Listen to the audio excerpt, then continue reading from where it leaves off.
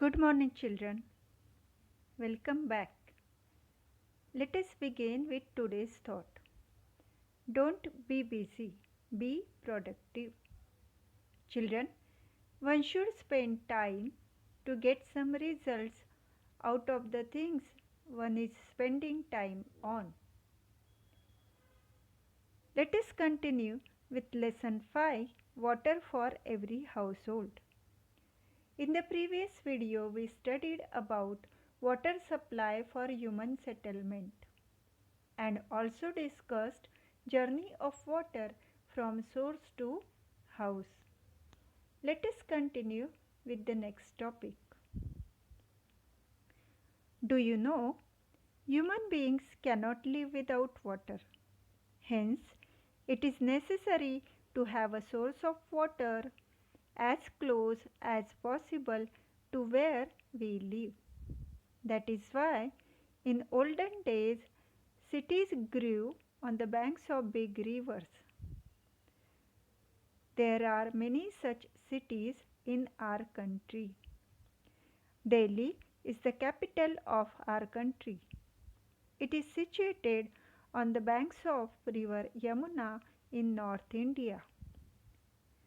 Patna on the banks of the Ganga river in Bihar and Nasik in Maharashtra on the banks of the Godavari river are other examples of such ancient cities.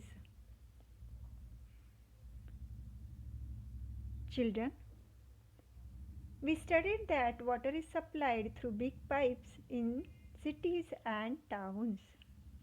But even today, in some places, water is drawn from wells or bore wells for use at home because no facilities are available to supply water through pipes. In some places which are distant, water is supplied by transporting it by means of tankers, as there is no water source available nearby. Look at this picture. It is easy to lift an empty bucket and carry it from one place to another. But it must be quite a hardcore to carry a bucket full of water from one place to another. Children, you can understand how much work is done to supply water in a city. Dear children, many people are engaged in the work of water purification, storage and distribution. Electricity or diesel are used to run the machines for these purposes. A lot of money is spent for this work. Hence, potable water proves to be an expensive substance. We must take care of water just as we take care of our other valuables.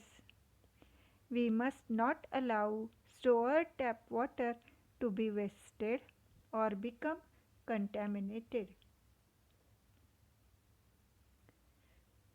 That means water is valuable. So, dear children, we must use water without wastage. Water should not be thrown away. We should not allow taps leaking or running in our houses. We should reuse the water. Do not turn the tap fully while washing your hands or other things. This way we can save water as well as we can use that water for other purposes. Let us have a small questionnaire now. If the water you have taken in a mug to wash your face is left over, will you throw it away or will you keep it to use later? Children, leftover water can be used for other purpose. So, you should keep it to use later.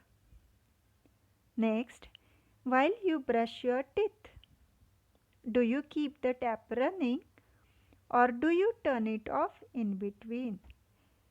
To save water, you must turn it off in between. Next, the water used for washing vegetables, fruits, etc. Do you throw it away or do you water your plants with it? Children, we can use that water to water the plants. Next, when rinsing things under a tap, do you turn it on fully or do you turn it just enough? You should turn it just enough. Children, here we have completed lesson 5. Let's revise what we have studied. We need water continually, so we store water at home. A lid and tap on a water container help to keep the water clean and make it easier to use. If drinking water is not potable, it can cause diseases. Therefore, special care must be taken of drinking water. Cities and towns have water purification centers and distribution systems. If we use water from other sources, we should ensure that it is potable. Obtaining potable water involves labor as well as expense. Water should be stored properly and used carefully. Children, you have to read the lesson thoroughly. See you in the next video.